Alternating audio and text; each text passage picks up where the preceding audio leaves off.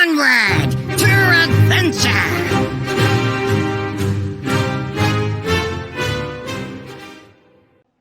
Today, we're playing Even Death Knight. You use your 1-mana hero power from Genn Greymane to infuse your minions like Murlocula and Priest of the Deceased, or be able to get the corpse on turn 1 into Battlefield Necromancer, Bonedigger Geist, or for some reason, Flinger. Now, because this is a Unholy 3 deck, you get access to cards like Grave Strength, which when you buff your board is going to be very powerful, or a very big swing mechanic in Lord Marrowgar, who hopefully I'll be able to play. I'm playing this deck because it is a very, very cheap deck. Genn Greymane and Astalor are the only legendaries, and as you saw in the first video, I pulled Astalor in one of my very first packs, which was very, very lucky. Now, I finished the apprentice ranks and figured out that you could skip them about halfway through. So I have a 7-star bonus, I think, and because of that, I'm finally able to play Wild. I've hated having to play through those apprentice ranks, so this is very, very nice. If you enjoy, please like and subscribe. I'll see you in the game. Yeah, as you can see, I'm finally starting to be able to play in Wild. You know, you start in 10, and so I think I either got really lucky and it gave me a 7-star bonus because of my win rate, or I'm not really sure why. I'm playing Even the Death Knight. It's a relatively cheap deck. You know, it's got like 1 legendary, 2, but I pulled Astalor very, very early, as you saw last time, so that's very nice. So for here, I'm just gonna do that.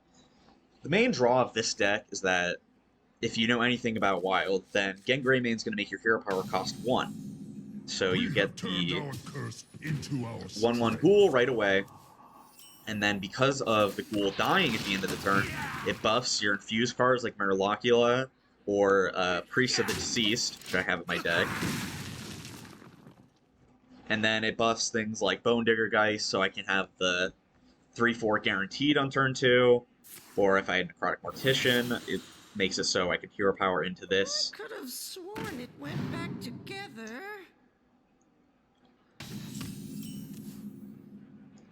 Yeah, as you can see, I have 2 Bonedigger Geist. I'm gonna play this one, just... It's not like it makes very much of a difference, but say next turn I can hero power into Necrotic Mortician, get into one of these, so I can discover the Unholy.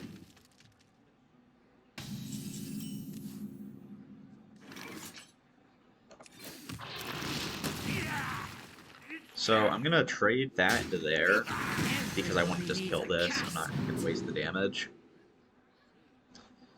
So I'm against Mech Mage, and I really want to be ahead on board, so all of these are actually really good.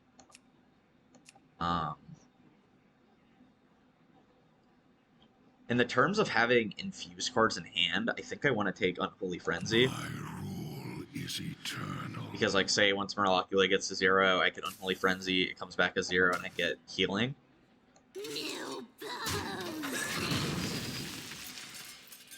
Which could happen. This might die, and I have the hero power into this.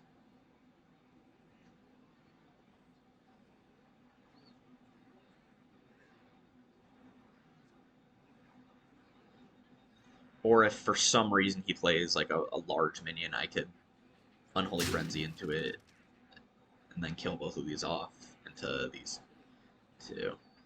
Maybe this.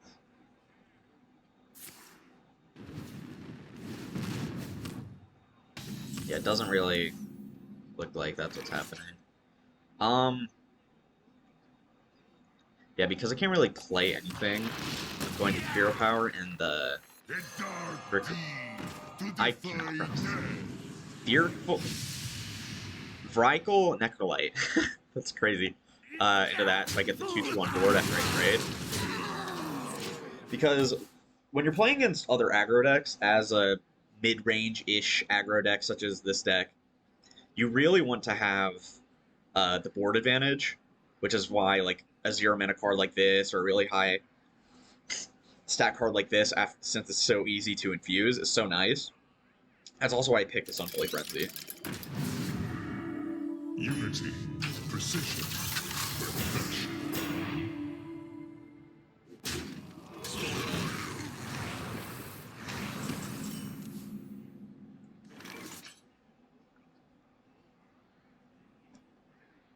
So no matter what, he's getting healed the full this turn. What I could do is just Unholy Frenzy, get my minions back. I could just Hero Power, trade in, and then be able to play more stuff, which is probably what I'm going to do.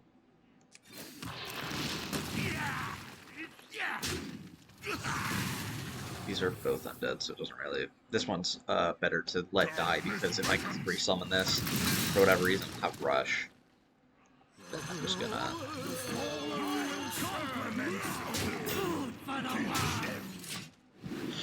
Yeah. Yeah, if I draw Grave Strength next turn, and then I just trade my Hero Power minion in, he's pretty much dead.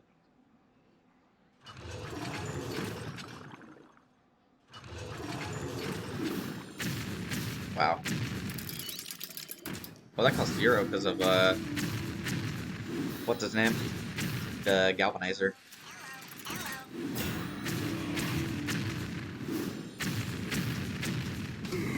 Wow.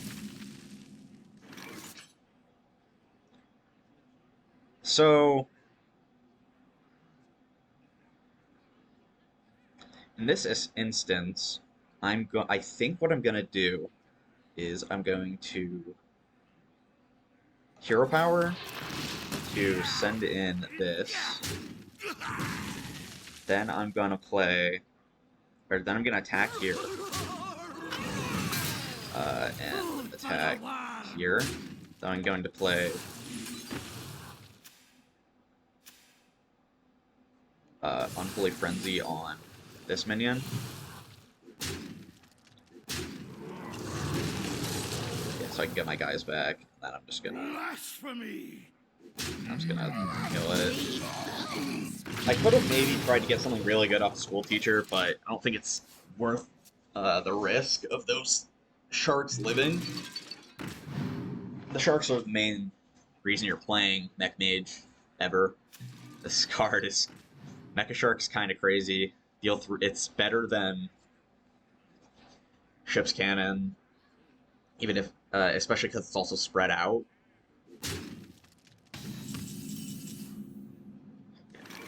So, oh, this anti-magic shell is really, really nice.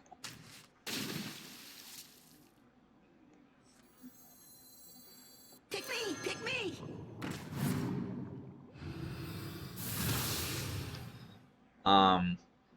I could, no, yeah, I misplayed. I could have, hit into this and then killed it to get the buff. That was a misplay. Yeah. Food for the world! This is what I should have done. I mean, it doesn't matter now. I can't change it, but I just have to... I just gotta play better, basically. Yeah, this came down so late. Turn 7? I think... Yeah, this guy's just almost dead.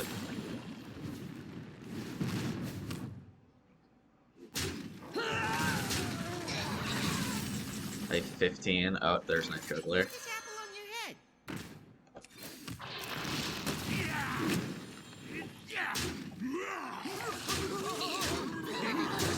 Yeah, lethal.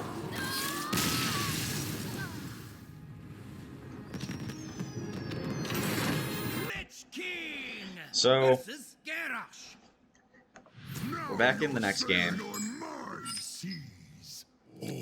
I would assume anyone playing Warrior and Wild, especially because he has that skin, is probably playing Pirate Warrior. I think I want to keep a Bone Flinger because of that. Knife Juggler is just really, really powerful. Yeah, like say I can get Knife Juggler down onto... Ooh, it's really nice I pulled this super early so I can use it. But like I was saying, it would be really nice if I could get... He kept the quest in the mulligan. It would be really nice if I could get this down on turn 2. Because the next turn I could hero power Flinger. He's not... Okay.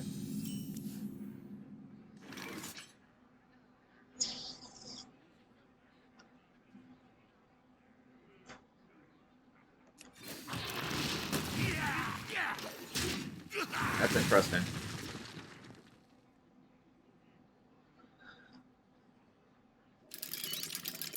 Looks like he's trying to play just some kind of mech warrior. Yeah, faithful Lumi.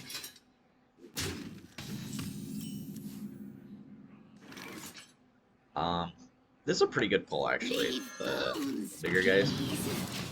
It lets me trade a little better, do his minions.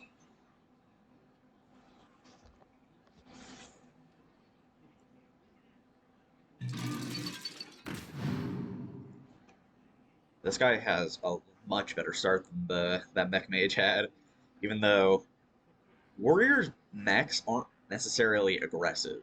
You know, you got like Eternium Rover, which is a 1/3. That's kind of it. Oh wow. I think I'm gonna do this.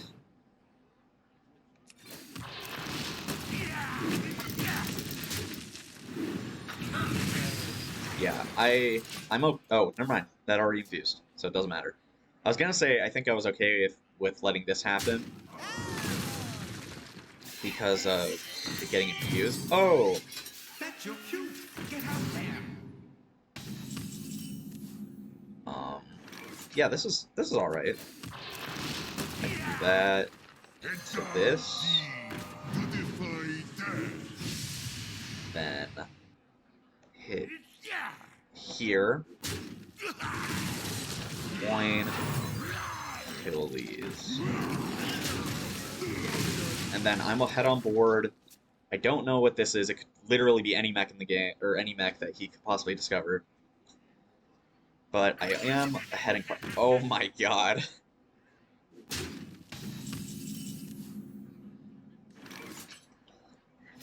So he hasn't played a spell. I think I want to... Oof.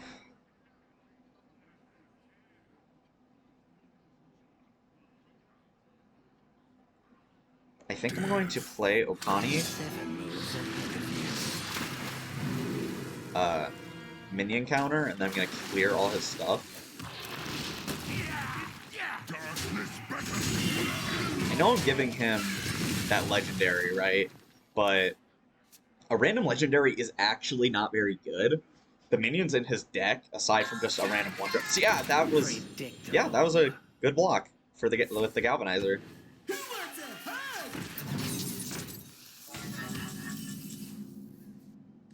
Then, yeah.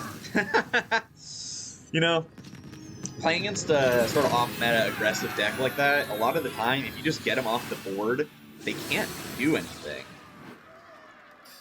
You know? Like, what was that guy gonna do? Win streak bonus, 14 stars. That's crazy. See, I'm already up to bronze 1.